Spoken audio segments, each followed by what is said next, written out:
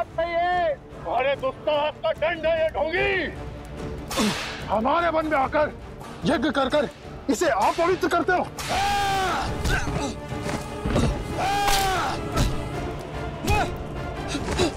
अब इस यज्ञ की अग्नि में जीवित जलोगे तुम।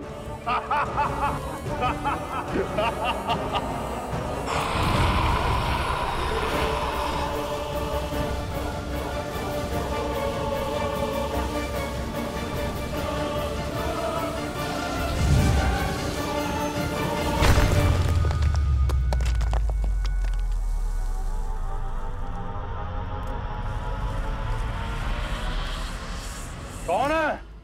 सामने आ।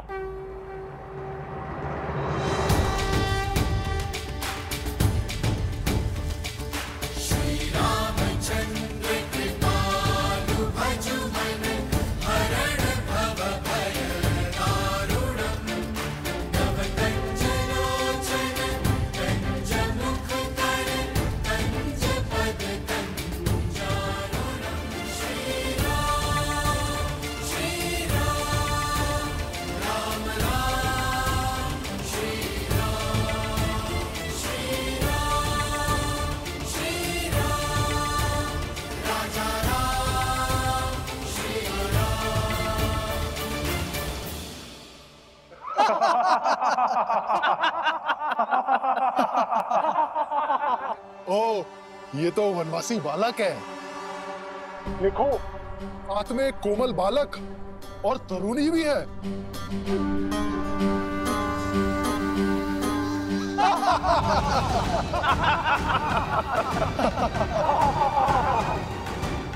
हमारे वन में हमें ललकार कर बहुत बड़ी भूल कर रहे हो नादान बालक।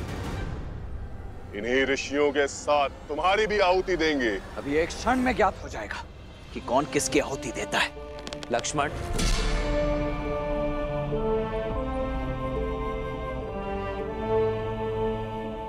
ये प्रहार केवल सावधान करने के लिए है। हिंसा या रक्तपात से कोई लाभ नहीं। मेरा सुझाव है इन संतों को मुक्त कर दो और जाओ यहां से।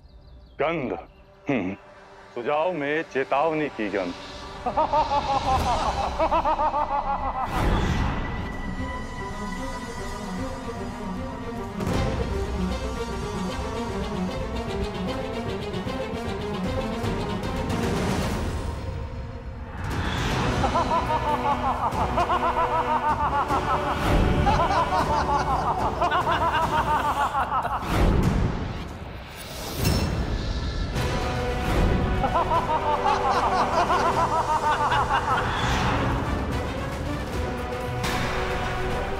सीते,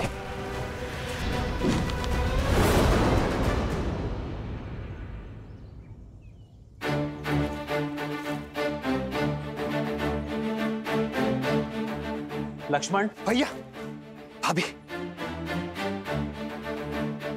जाओ सीता। आइए भाभी।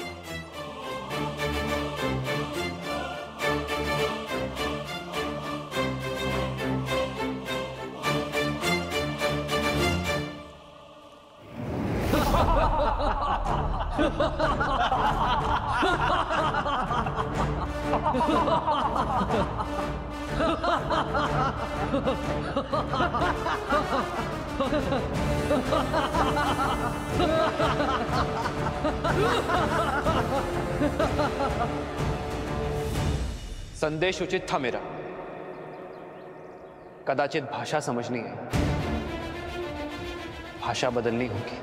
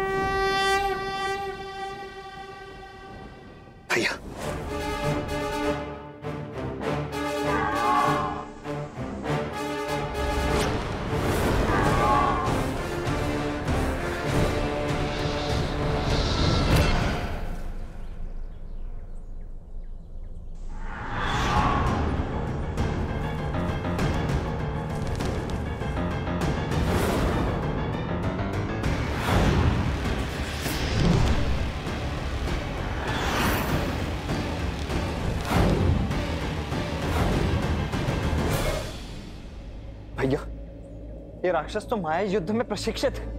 यदि हम इन्हें देख ही नहीं पाएंगे तो इन पर बाण चलाएंगे कैसे? इन्हें देखकर बाण चलाना ही हमारी भूल है लक्ष्मण।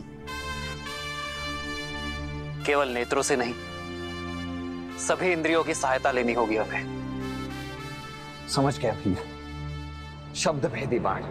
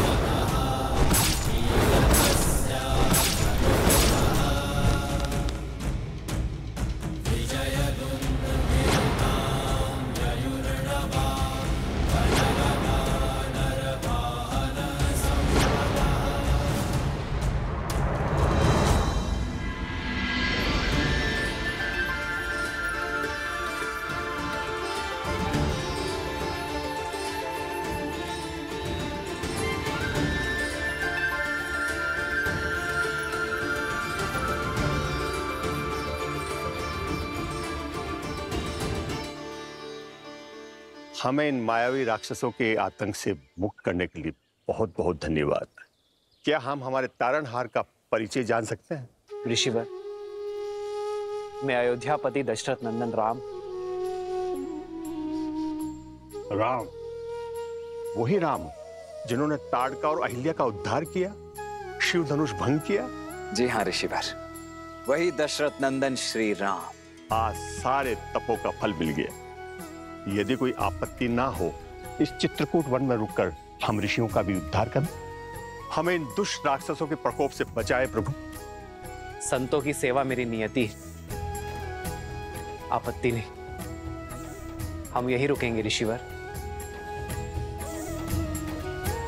क्या करना है जानते हो ना लक्ष्मण? जी भैया, भली भांति जानता हूं। वही जो हमने ताड़का और सुबाहु के साथ किया था, क्योंकि राक्षसों को भी विधाता ने उन्हीं पंच तत्वों से बनाया है जिनसे हम बने हैं। इसीलिए प्रत्येक जीव का अंतिम संस्कार रीति पूर्वक होना ही चाहिए, है ना भैया? शोक बिकल सब रोवहीं रानी, रूप सीलु बलु तेजु बखानी।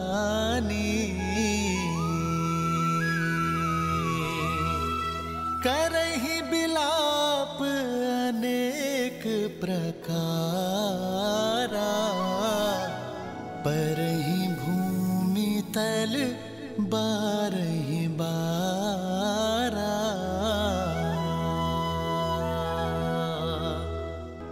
बिलपहि बिकल दासरु दासी, घर घर रुदनु बरहि पुरबासी।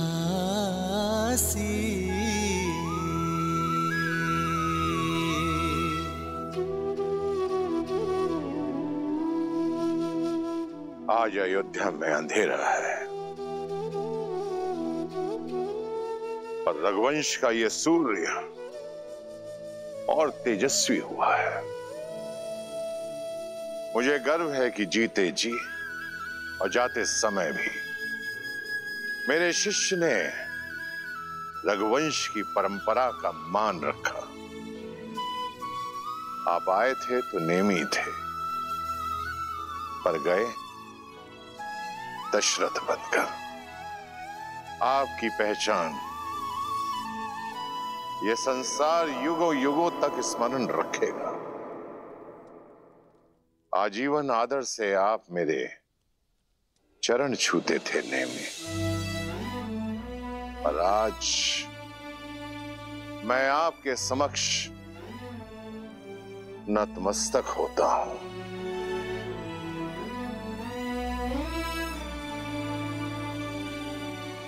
जिन्हें परम धाम जाना था वो तो चले गए आचार्य, पर जो यहां है उन्हें सांसारिक नीतियों का तो पालन करना होगा। मेरा अभिप्राय महाराज की अंत्येष्टि से है। शास्त्रों के अनुसार पिता को अग्नि ज्येष्ठ पुत्र ही देता है। फिर तो इसी क्षण कुमार राम को वनवास से लौटा लाना चाहिए, जो कि असंभव प्रतीत होता है। किंतु क्या पता पिता की मृत्यु का समाचार सुनकर वो लौट आए। उन्हें उनका न्यायोचित स्थान देना ही महाराज को सच्ची श्रद्धांजलि है। वैसे भी नीति अनुसार सिंहासन अधिक दिन तक रिक्त नहीं रहना चाहिए। राज्य संचालन के लिए राजा का होना आवश्यक है। जो किसी की सांसों की डोर टूटने पर वचन की डोर तोड़ दे, वो रघुवंशी नहीं हो सकता। हम किसी भी प्रकार 14 वर्ष के वनवास से पूर्व राम, सीता और लक्ष्मण को वापस नहीं ला सकते। लौटने की व्यवस्था कुमार भरत की करनी होगी, क्योंकि महाराज के वचन के अनुसार अब भरत ही युवराज है। जी, किंतु भरत और शत्रुघ्न को आने में तो कई दिन लग जाएंगे। इतने दिनों तक मृतदेह को अंत्येष्टि के बिना रखना उचित होगा। अवश्य, क्योंकि यही परिस्थिति की मांग है। महाराज का शवलेप किया जाएगा।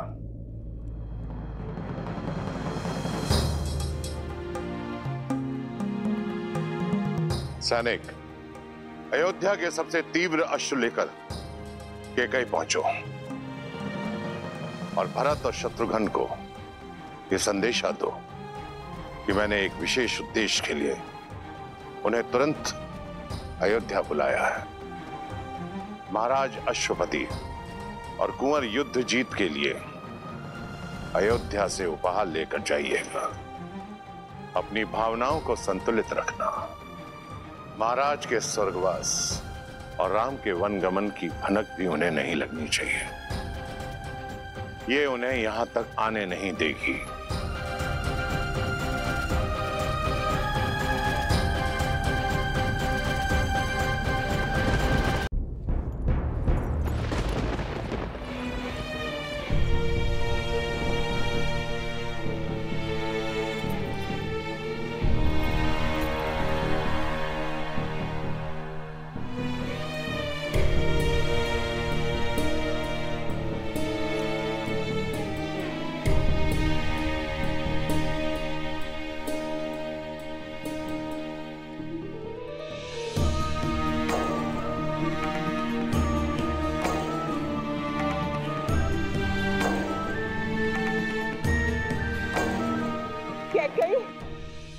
सुना तुमने?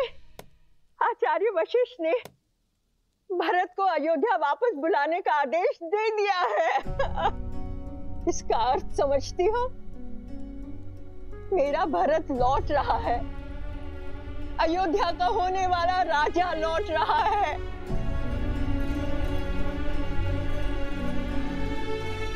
किंतु ये सुनकर चिंता क्यों?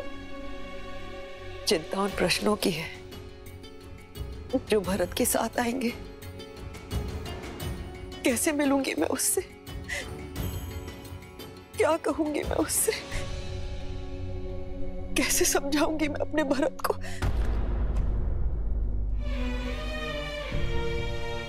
मंत्रा, भावनाओं के ज्वार में मैंने कहीं कुछ अनुचित तो नहीं किया ना? अनुचित? नहीं मेरी पुत्री कैकेयी, तुमने जो कुछ किया अपने भरत के लिए किया, उसके अधिकारों के लिए किया।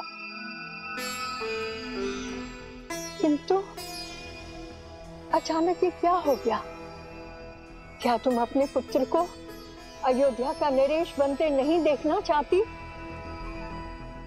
प्रश्नों की चिंता करोगी तो भरत का भविष्य खो दोगी कैकेयी। क्या तुम नहीं चाहती कि भरत अयोध्या के राज सिंहासन पर बैठे?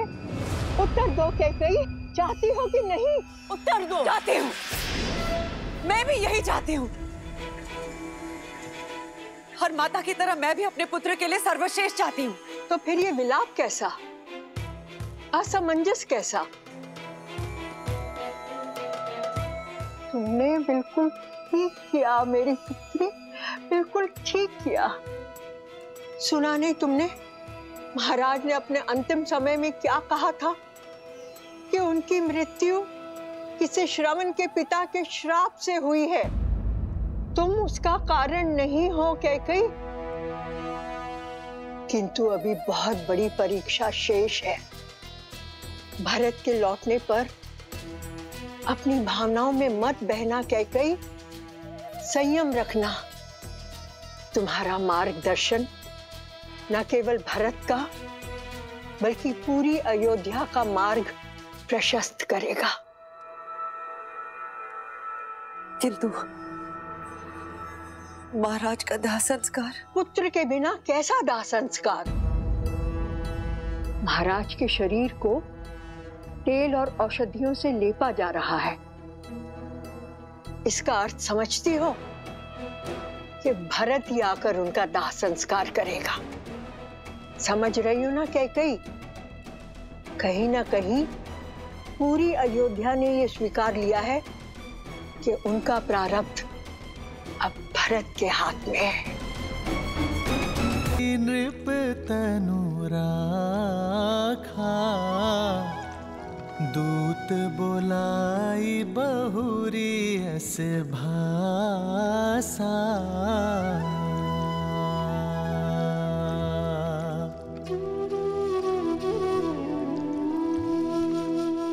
ठीक प्रकार से औषधि युक्त तेल में पूरा शरीर समा जाना चाहिए।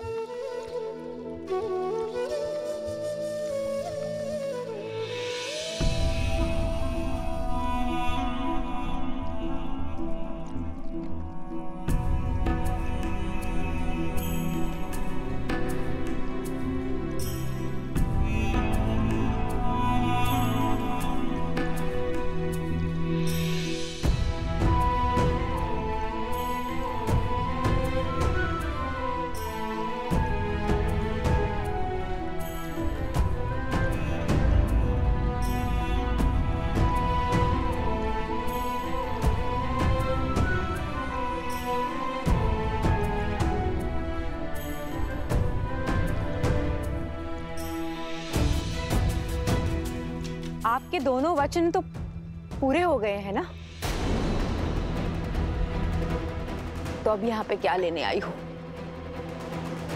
क्या अपनी लज्जा भी अपने पुत्र के साथ मायके भेज दी है? शांत हो जाओ सुमित्रा, शांत हो जाओ। क्षमा कीजिएगा दीदी,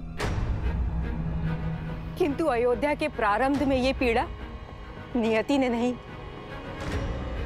कैकेयी दीदी की कूटनीति ने लिख दी है।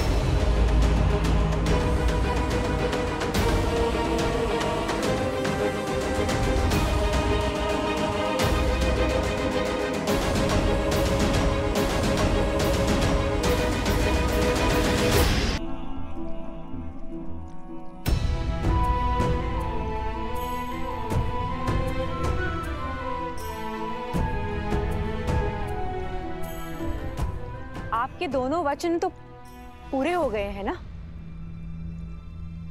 तो अब यहाँ पे क्या लेने आई हो?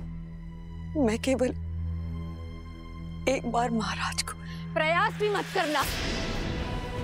आपके अशुभ स्वप्न ने महाराज के प्राण हर लिए और अब तो केवल शरीर बचा है, और उस पर मैं आपकी अशुभ छाया पड़ने नहीं दे सकती। जीवन लिया है आपने उनका, तो अब मृत्यु के पश्चात भी शांत नहीं रहने देंगी उन्हें। उन्हें शांति से रहने दीजिए।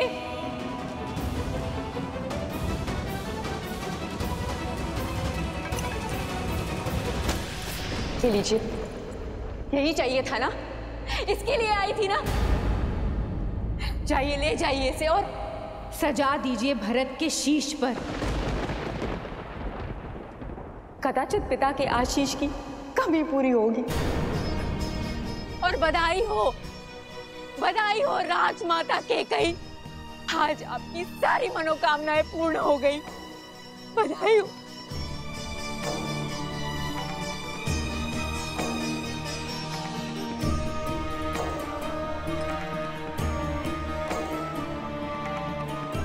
इस प्रकार से मुख मोड़ के जाने से आप सच्चाई से मुख नहीं मोड़ सकती हैं दीदी।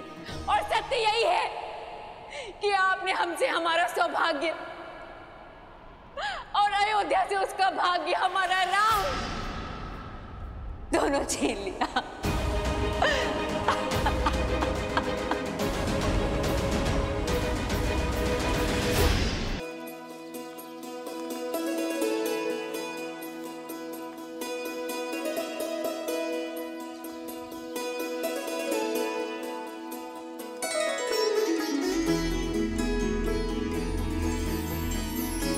ऋषि भारद्वाज ने उचित मार्ग दिखाया है।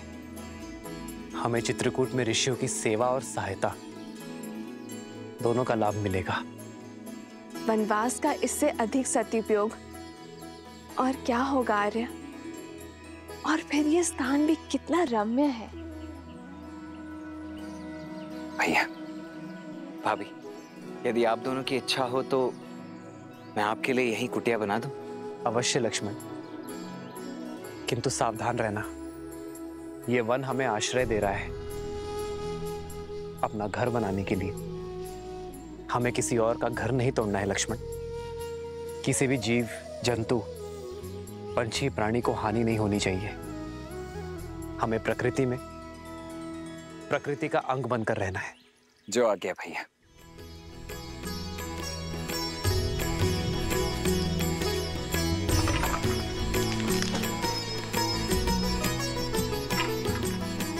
लक्ष्मण सिया सहित रघुराई,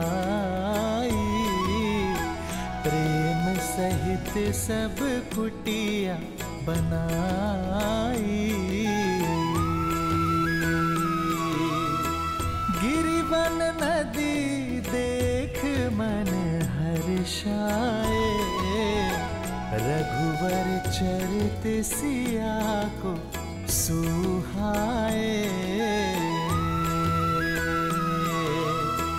जब जब थक के बैठती माई, तब कंद मूल फल लाते रघुराई।